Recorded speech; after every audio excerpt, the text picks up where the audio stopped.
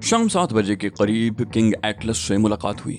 उस वक्त वो खासे खुशगवार मूड में नजर आ रहा था। उसने कहा, तुम लोगों ने मेरी जो मदद की उसके लिए मैं तुम दोनों का बेहद मशकूर हूँ। मैंने कहा, जो कुछ हमने किया उसके लिए हम मजबूर थे, काश हम तुम्हारी कोई मदद कर सकते। वो बोला, मुझे अब भी यकीन नहीं आता कि तुम दोनों ने इतना बड़ा कारनामा सरअंजाम दिया होगा। तुम दोनों ही ना उम्र और ना तजुर्बेकार हो, जबकि तुम्हारे मुकाबले में जो लोग थे वो न सिर्फ इंतहाई तजुर्बेकार और मशाक लोग थे बल्कि वो मुसल्ला भी थे, और तुम दोनों के पास तो शायद कोई हथियार भी नहीं था। मैंने कहा, लड़ाई में सबसे ज्यादा अहमियत हौसले की होती है मिस्टर किंग, और मैं ये बात कभी नहीं मान सकता कि जो शख्स जारहियत का मुर्तकिब हो रहा हो वो हौसलामंद भी हो सकता है। किंग ने मुझे हैरत से देखा। बोला, बहरहाल पिछली रात अगर तुम लोग हमला आवरों से मुकाबला न करते तो वो कभी फरार न होते और शायद हमारा पूरा कैंप तबाह करके ही दम लेते। मैंने कहा, ये महज इत्तेफाक है मिस्टर किंग कि हमारे यहाँ पहुंचने के चंद घंटे बाद कैंप पर हमला हो गया, और मजीद इत्तेफाक ये कि कुछ हमला आवर हमसे भी आ टकराए। किंग बोला, मुझे तो तुम दोनों ही लड़ाई भिड़ाई के फन में ताक मालूम होते हो। मालूम नहीं तुम लोग कौन हो, क्या अपना तारुफ नहीं करवाओगे? जवाब में हमने उसे वो घड़ी हुई कहानी सुना दी जो हमने उसे सुनाने के लिए ही घड़ी थी। जिस शख्स का हवाला हमने अपने बाप के तौर पर दिया था उसका नाम सुनकर किंग उछल पड़ा। उसने कहा, ओ माय गॉड, क्या तुम्हारे बाप ने तुम्हें किंग एटलस के बारे में कुछ नहीं बताया? मैंने कहा, नहीं मिस्टर किंग, हमें अफसोस है कि हमने उनके मुंह से कभी आपका नाम नहीं सुना। किंग ने भर्राई हुई आवाज में कहा, वो मेरा बहुत अजीज दोस्त था, बड़ी सलाहियतों का मालिक था। हम दोनों तवील अरसे तक पार्टनरशिप में काम करते रहे, फिर बाज इख्तिलाफात की बिना पर हम में अलहदगी हो गई। मैं कभी सोच भी नहीं सकता था कि उसकी औलाद से कभी मुलाकात होगी, और वो भी ऐसे हालात में। तहजीब ने कहा, हम तो सयाहत करते हुए इधर आ निकले थे और उन लोगों से भी हमने महज अपने दिफा में मुकाबला किया था। अगर हमें मालूम होता कि जो कुछ हम कर रहे हैं उससे हमारा कितना गहरा ताल्लुक है तो हम कब्र तक उन हमलावरों का ताकुब करते, उन्हें यूं फरार न होने देते। किंग ने कहा, यकीनन तुम लोगों का इससे बराह रास्त ताल्लुक है। ये जो कुछ भी है इसे अपना ही समझो, तुम मेरे बच्चों की तरह हो। मैंने कहा, हमलावरों के बारे में कुछ इल्म हुआ मिस्टर किंग? वो कौन लोग थे और इस हमले से उनका मकसद क्या था? किंग ने कहा, कुछ बदमाश किस्म के लोग थे जो इस कैंप को तबाह करना चाहते थे। बस पेशेवराना रकाबत समझ लो। उसके चेहरे से साफ जाहिर हो रहा था कि वो हकीकत छुपाने की कोशिश कर रहा है। तहजीब ने उसकी तरफ देखा तो उसने नजरें चुरा ली। तहजीब ने चुपते हुए लहजे में कहा, गोया आप उन लोगों से वाकिफ हैं, हमें उनके बारे में बताइए। अपने अंकल के दुश्मनों का सफाया करके हमें बहुत खुशी होगी।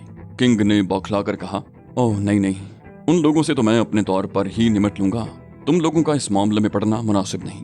तहजीब ने मायूसाना अंदाज में कहा, ठीक है अंकल, अगर आपकी यही मर्जी है तो यूं ही सही, लेकिन आपके किसी काम आकर हमें खुशी होती। तहजीब के जवाब से किंग एटलस के चेहरे पर इत्मीनान बिखर गया। वो बोला, तुम लोगों ने ये तो बताया ही नहीं कि तुम्हारा जरिया माश क्या है। बाप की छोड़ी हुई दौलत पर ऐश कर रहे हो या खुद भी कुछ करते हो? मैं धीरे से हंसा। कहा, हमारे बाप ने हमारे लिए कुछ नहीं छोड़ा, लेकिन हमें किसी चीज की कमी नहीं है, बल्कि हमारे पास बहुत कुछ है। किंग ने कहा, लेकिन तुमने ये नहीं बताया कि तुम्हारा जरिया माश क्या है। मैंने कदरे हिचकिचाते हुए कहा, दरअसल हम आज़ाद किस्म के लोग हैं, किसी एक पेशे से मुस्तकिल वाबस्ता होना हमारे लिए खासा मुश्किल है, इसलिए जब भी हमें ज़रूरत होती है हम हर वो तरीका इख्तियार कर लेते हैं जिसमें मेहनत कम हो और दौलत ज़्यादा हासिल हो जाए। किंग ने मानी खेज लहजे में कहा, मैं समझ गया, तुम दोनों को अपने बाप की सलाहियतें विरसे में मिली हैं और तुम कहते हो उसने तुम्हारे लिए कुछ नहीं छोड़ा। मैं झेंपे हुए अंदाज में हंस पड़ा। कहा, आप जहां दीदा आदमी हैं अंकल, आपसे कुछ छुपाना हमारे लिए मुमकिन भी नहीं है। किंग ने बुलंद आहंग कहकहा लगाया। बोला, तुम्हें फिक्र करने की जरूरत नहीं है, अब तुम्हें इधर उधर भटकने की भी जरूरत नहीं पड़ेगी। तुम्हारा अंकल तुम लोगों की सलाहियतों को न सिर्फ जिला बख्शेगा बल्कि तुम लोगों को दौलत के हुसूल के लिए ऐसे ऐसे गुर बताएगा कि तुम खुद भी हैरान रह जाओगे। मैंने कहा, अंदाजन कितनी दौलत मिल जाएगी अंकल? मैंने यूं पूछा जैसे हुसूल दौलत की नवीद सुनकर फूला न समा रहा हूं। किंग ने कहा, इतनी दौलत जिसका तसव्वुर भी तुम नहीं कर सकते। ये कहकर वो एक बार फिर हंस पड़ा। दफतन तहजीब ने कहा, कैंप की क्या सूरत हाल है अंकल? किंग ने कहा, पुलिस आकर जा चुकी है। उन लोगों की लाशें पुलिस ने अपनी तहवील में ले ली हैं जो तुम्हारे हाथों हलाक हुए थे। बकिया तफसीलात मैं तुम्हें फिर बताऊंगा। कैंप में जो अफरा तफरी फैली है उस पर पूरी तरह काबू पाने के लिए अभी कुछ मजीद वक्त दरकार है। तुम लोग घूमना फिरना चाहो तो घूम फिर सकते हो, लेकिन यहाँ से वापस मत जाना। अब तुम यहाँ मेहमान नहीं हो बल्कि अब तुम मेरी टीम के अरकान की हैसियत रखते हो। मैं अब जाऊंगा, शायद सारी रात मुझे कैंप में ही गुजारना पड़े। मैंने कहा, मैं बेचैनी से आपका इंतजार करूंगा अंकल, और किंग एटलस हंसता हुआ वहां से चला गया। तहजीब ने मुझसे कहा, मुझे यूं महसूस हो रहा है जैसे हमारा काम बन जाएगा। मैंने कहा मेरा भी यही ख्याल है, वो हमसे डी फॉस्टर के सिलसिले में कोई काम लेना चाहता है।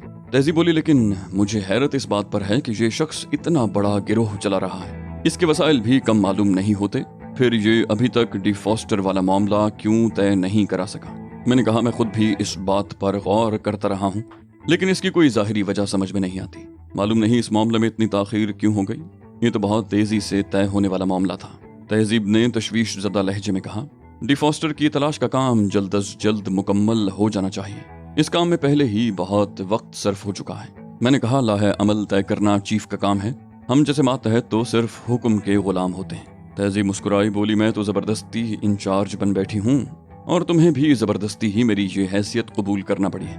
मैंने कहा बात इस हद तक दुरुस्त है कि तुम ज़बरदस्ती इंचार्ज बन बैठी हो, ये गलत है कि मैंने मजबूरन तुम्हारी मातहती में काम करना कबूल किया है।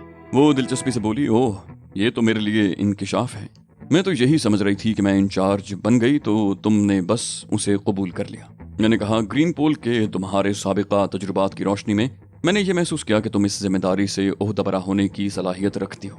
इसके अलावा अली ग्रुप कायम करके तुम पहले ही साबित कर चुकी हो कि अभी तुम्हारी सलाहियतें जंगालूद नहीं हुई।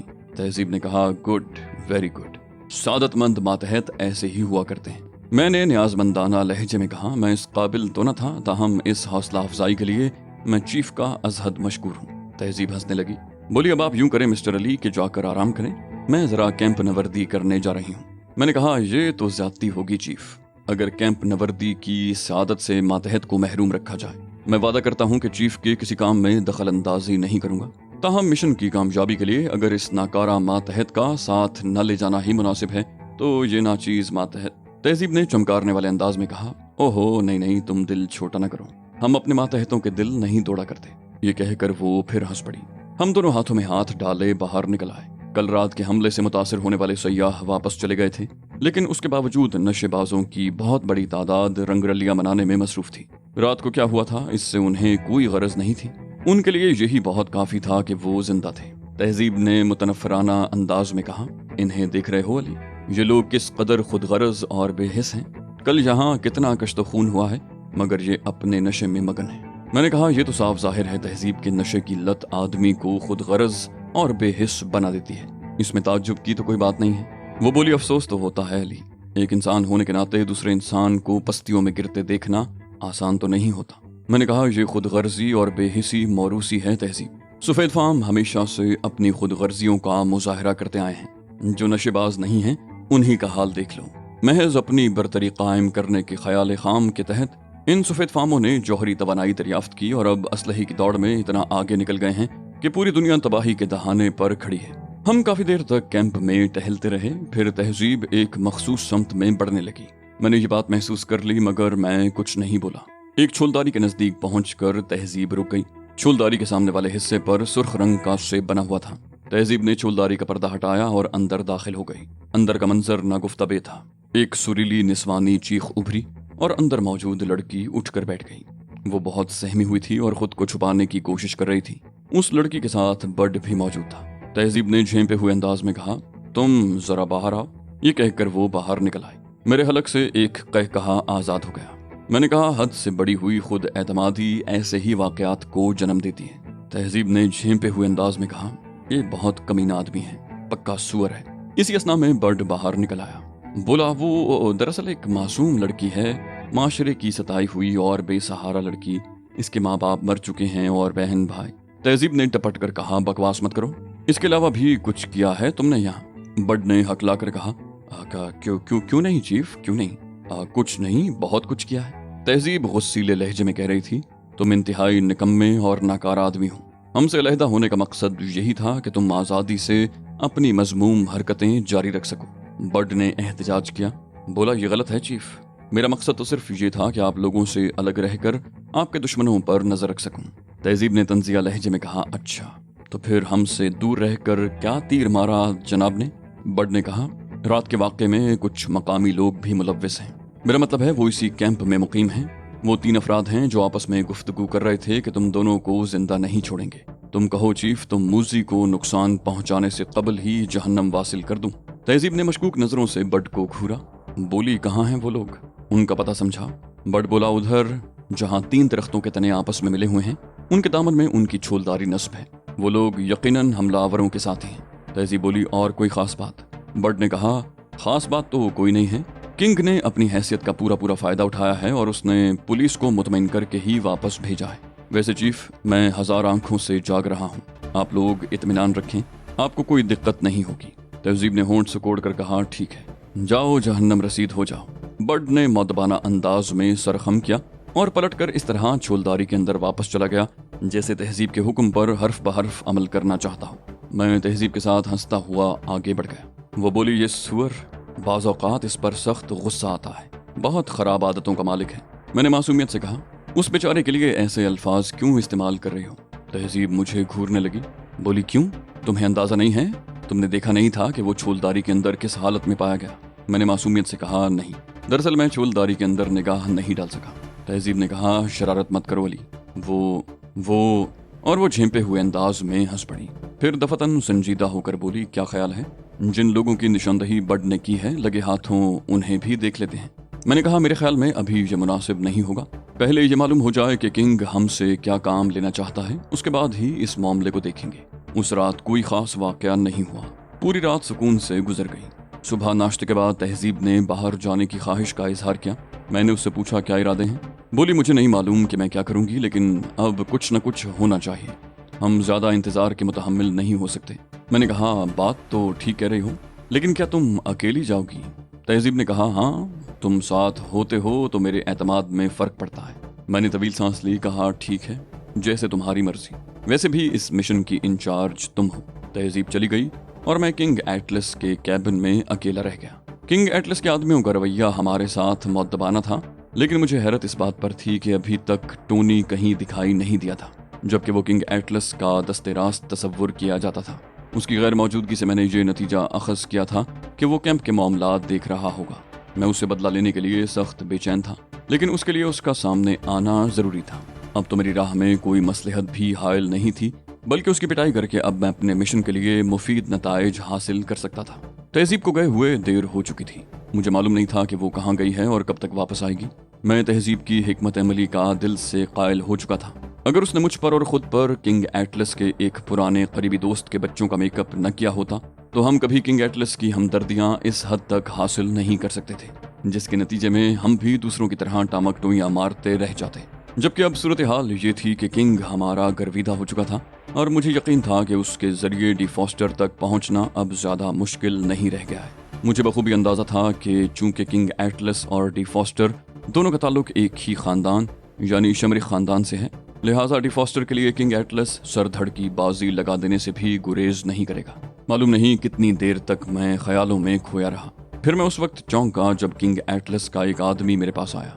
उसने मुझे किंग एटलस का पैगाम देते हुए कहा, किंग को आपसे कोई खास बात करनी है और वो आपसे मशरकी पहाड़ियों में मिलना चाहता है। और मैडम कहाँ हैं? मैंने कहा, वो तो एक काम से बाहर गई हुई हैं। क्या किंग ने उन्हें भी बुलाया है? वो बोला, किंग ने कहा है कि दोनों में से जो भी मौजूद हो उसे किंग के पास भेज दिया जाए। मैंने कहा, ठीक है, लेकिन मैं वहाँ कैसे पहुँचूंगा? क्या तुम भी मेरे साथ चलोगे? वो बोला, नहीं, ये सफ़र आप अकेले ही करेंगे और आपको पैदल ही जाना होगा। मशरकी पहाड़ियाँ यहाँ से कोई 1 मील के फासले पर हैं। मैंने कहा, वो तो मुझे मालूम है, लेकिन मशरकी पहाड़ियाँ कोई छोटी मोटी जगह तो नहीं है। मैं किंग को वहाँ ढूंढूंगा कैसे? आदमी बोला, ये आपका काम नहीं है, आप तो बस मशरकी पहाड़ियों तक पहुँच जाएं, किंग आपको खुद तलाश कर लेगा। मैंने कहा, ठीक है, मैं चला जाता हूँ। ये कहकर मैं इमारत से बाहर निकल आया। मामला खासा पुरअसरार था, लेकिन खतरे की कोई बात मालूम नहीं होती थी। मुझे तो पहले ही अंदाजा था कि डी फॉस्टर के सिलसिले में वो मुझसे और तहजीब से कोई काम लेना चाहता है। जाहिर है ये मामला राजदारी का मुतकाजी था और किंग एटलस राजदारी बरतने का आदी मालूम होता था। अगर ऐसा न होता तो वो कई ममालिक के खतरनाक एजेंटों से इतने अरसे तक डी फॉस्टर को पोशीदा नहीं रख सकता था। मशरकी पहाड़ियों के समत पैदल चलते हुए मुझे तहजीब का ख्याल आया और मुझे हंसी आ गई। खुदा जाने वो कहाँ और किस चक्कर में होगी। कामयाबी तो खुद मेरी समत चल कर आ गई थी, और वो भी इस तरह कि मेरे पास तहजीब को इत्तला देने तक का वक्त नहीं था। कैंप के आखिरी सिरे तक पहुंचने के बाद मैं उस चट्टानी रास्ते पर हो लिया जो आगे जाकर मशरकी पहाड़ियों से मिल जाती थी। मशरकी पहाड़ियों तक पहुंचने का यही करीब तरीन रास्ता था। मैं ये मालूम करने के लिए खासा बेचैन था कि किंग ने मुझे क्या बात करने के लिए बुलवाया है। गालिब इम्कान यही था कि उसने मुझे डी फॉस्टर के सिलसिले में ही बुलवाया होगा, लेकिन अगर कोई और मामला हुआ तो इससे आगे मैं कुछ भी न सोच सका। اس لیے کہ اسی وقت میرے سامنے والی چٹان سے بہت سے سنگریزے اڑ کر فضا میں بکھر گئے۔ اس چٹان سے ایک گولی ٹکرائی تھی جسے یقیناً کسی سائلنسر لگی ہوئی رائفل سے فائر کیا گیا تھا۔ میں بڑی تیزی سے زمین پر بیٹھ گیا۔ ایک لمحے کے 1000ویں حصے میں میرے ذہن میں یہی خیال آیا کہ مجھے ان لوگوں نے گھیر لیا ہے جن کی نشاندہی بڈ نے کی تھی۔ قصوروار میں خود تھا، کیونکہ میں اپنے خیالوں میں کچھ اس طرح ڈوب گیا تھا کہ تعاقب کا خیال ہی نہ رکھ سکا، اور اب اس ویرانے میں ان مسلح لوگوں نے مجھے گھیر لیا تھا۔ اس وقت تک میں آدھے سے زیادہ راستہ طے کر چکا تھا، اس لیے یہ امکان بھی نہیں تھا کہ کوئی میری مدد کو ہی آ جائے گا۔ ابھی میں سوچ ہی رہا تھا کہ کیا کروں کہ ایک بار پھر سنسناہٹ کی آواز کے ساتھ کئی گولیاں میرے سر پر سے گزری، اور اس بار بھی سامنے والی چٹان سے بہت سے سنگریزے اڑتے دکھائی دیے۔ لیکن اس بار میں نے فائرنگ کی سمت کا تعین کر لیا تھا۔ یہ بھی اندازہ ہو گیا تھا کہ حملہ آور ایک سے زیادہ نہیں ہے۔ اب میرے لیے یہ ممکن نہیں رہ گیا تھا کہ حملہ آور کو بخش دوں۔ ایک آدمی سے تو بآسانی نمٹا جا سکتا تھا۔ میں نے تیزی سے اپنی جگہ چھوڑی اور مختلف چٹانوں کی آڑ لیتا ہوا بالآخر اس بڑی سی چٹان کے پیچھے پہنچ گیا جس کے عقب سے حملہ آور نے فائرنگ کی تھی۔ اس کے ہاتھ میں جدید ساخت کی ایک لمبی سی رائفل دبی ہوئی تھی اور وہ بے چینی سے سامنے کی سمت نظریں دوڑا رہا تھا۔ میں دبے قدموں اس کی طرف بڑھ رہا تھا، مگر اسے اپنے عقب میں میری موجودگی کا احساس ہو گیا۔ اس نے تیزی سے پلٹ کر پوری قوت سے رائفل گھمائی۔ اگر میں پھرتی سے ایک طرف نہ ہٹ گیا ہوتا تو لٹھ کی طرح گھمائی گئی رائفل میرے سر پر پڑی ہوتی۔ اس کے ساتھ ہی میں نے اسے پہچان لیا۔ وہ ٹونی تھا۔ اسے دیکھ کر میرا خون کھول اٹھا۔ اس کا وار خالی دیتے ہی میں نے بجلی کسی تیزی سے جھک کر اس کی دونوں ٹانگیں کھینچ لیں۔ وہ پتھریلی ناہموار زمین پر چت گرا۔ اس کے حلق سے ایک کرا خارج ہوئی اور رائفل اس کے ہاتھ سے چھوٹ گئی۔ میرا خیال تھا کہ اتنی شدید چوٹ آنے کے بعد وہ اٹھنے کے قابل نہیں رہا ہوگا، لیکن وہ نہ صرف اٹھا بلکہ اس نے اپنی آستین سے چاقو بھی نکال لیا۔ میں 2 قدم پیچھے ہٹ گیا۔ ٹونی کے ہونٹ بھنچے ہوئے تھے اور اس کی نظریں مجھ پر مرکوز تھیں۔ وہ ذرا سا آگے کی طرف جھکا ہوا آہستہ آہستہ میری طرف بڑھ رہا تھا۔ اس کا چاقو والا ہاتھ آگے کی طرف پھیلا ہوا تھا۔ اس کے ہر انداز سے مہارت ٹپک رہی تھی۔ صاف ظاہر ہو رہا تھا کہ وہ چاقو بازی میں بے انتہا مہارت کا حامل ہے۔ مجھے اندازہ ہو گیا کہ میں اس کی چاقو بازی کے سامنے نہیں ٹھہر سکوں گا۔ وہ پلک تک نہیں جھپکا رہا تھا اور اس کے ہونٹوں سے ایک سفاکانہ مسکراہٹ چپکی ہوئی تھی۔ میں الٹے قدموں پیچھے ہٹ رہا تھا۔ ہمارے درمیان فاصلہ برقرار تھا۔ اسے حملہ کرنے کی کوئی جلدی معلوم نہیں ہوتی تھی اور یہی چیز سب سے زیادہ خطرناک تھی۔ وہ عجلت کا مظاہرہ کرتا تو میں اس کی کسی غلطی سے فائدہ اٹھانے کی کوشش ضرور کرتا، مگر اس کے انداز سے تو یوں معلوم ہو رہا تھا جیسے ایک ہی وار میں میرا کام تمام کر دینا چاہتا ہو۔ وہ میری کیفیت سے لطف اندوز ہو رہا تھا اور میں اپنے اوسان بحال رکھنے کی بھرپور کوشش کر رہا تھا۔ اسے نہتہ کرنا ضروری تھا۔ اس کے بغیر ہمارے درمیان برابر کا مقابلہ نہیں ہو سکتا تھا، لیکن وہ جسمانی طاقت کے اعتبار سے بھی مجھ سے بہت برتر تھا۔ لہٰذا اگر میں کسی صورت سے اسے نہتہ کرنے میں کامیاب ہو جاتا تب بھی برتری اسی کو حاصل رہتی۔ دفتن اس نے جھپٹ کر مجھ پر حملہ کر دیا۔ چاقو کا پھل فضا میں ایک طویل چمکدار قوس بناتا ہوا میرے دل کی طرف آیا۔ تمام تر دشمنی کے باوجود میں ٹونی کو اس کی مہارت کی داد دینے کے لیے مجبور تھا۔ اس نے بجلی کسی صورت سے مجھ پر حملہ کیا تھا اور اس کا حملہ کسی نہ کسی حد تک کارگر بھی ہو گیا تھا۔ اگر اسی وقت میرے پیر کسی چیز سے الجھنے کی وجہ سے میں پیچھے کی طرف گر نہ گیا ہوتا، لیکن اس کے باوجود اس کے چاقو کی نوک میری جیکٹ کو کاٹتی ہوئی گزر گئی۔ مجھے فوراً ہی اندازہ ہو گیا کہ میرے پیروں سے ٹکرانے والی چیز وہی رائفل تھی جو ٹونی کے ہاتھ سے گری تھی۔ اپنا وار خالی جانے کی وجہ سے ٹونی جھنجھلا گیا اور اس نے چاقو سمیت مجھ پر چھلانگ لگائی، مگر میں تیزی سے کروٹ لے کر اس کی زد سے نکل گیا۔ چاقو کی نوک پتھریلی زمین سے ٹکرائی تھی۔ کروٹ لے کر اس کی زد سے نکلتے ہی میں عقاب کی طرح رائفل پر جھپٹا اور اسے اٹھا کر پیچھے ہٹتا چلا گیا۔ پھرتی کے معاملے میں نے ٹونی کو بری طرح سے مات دے دی تھی، اس لیے کہ جب میں نے کئی قدم پیچھے ہٹ کر رائفل سے اس کا نشانہ لیا اس وقت تک وہ پوری طرح اٹھ بھی نہیں سکا تھا۔ میں نے دانت پیس کر کہا، بس رک جاؤ ٹونی، ورنہ تمہاری کھوپڑی کے چیتھڑے اڑ جائیں گے۔ ٹونی اپنی جگہ ساکت ہو گیا۔ چاقو اب بھی اس کی مٹھی میں دبا ہوا تھا، مگر اب اس کی آنکھوں میں خوف اور حیرت کے تاثرات تھے۔ میں غرایا، یاد ہے ٹونی، پرسوں کیمپ میں تم نے اور تمہارے ساتھیوں نے میرا کیا حشر کیا تھا؟ اب بتاؤ میں تمہارا کیا حشر کروں؟ جواب میں ٹونی صرف اپنے ہونٹوں پر زبان پھیر کر رہ گیا۔ اس کی آنکھوں میں نظر آنے والی خوف زدگی میں اضافہ ہو گیا تھا۔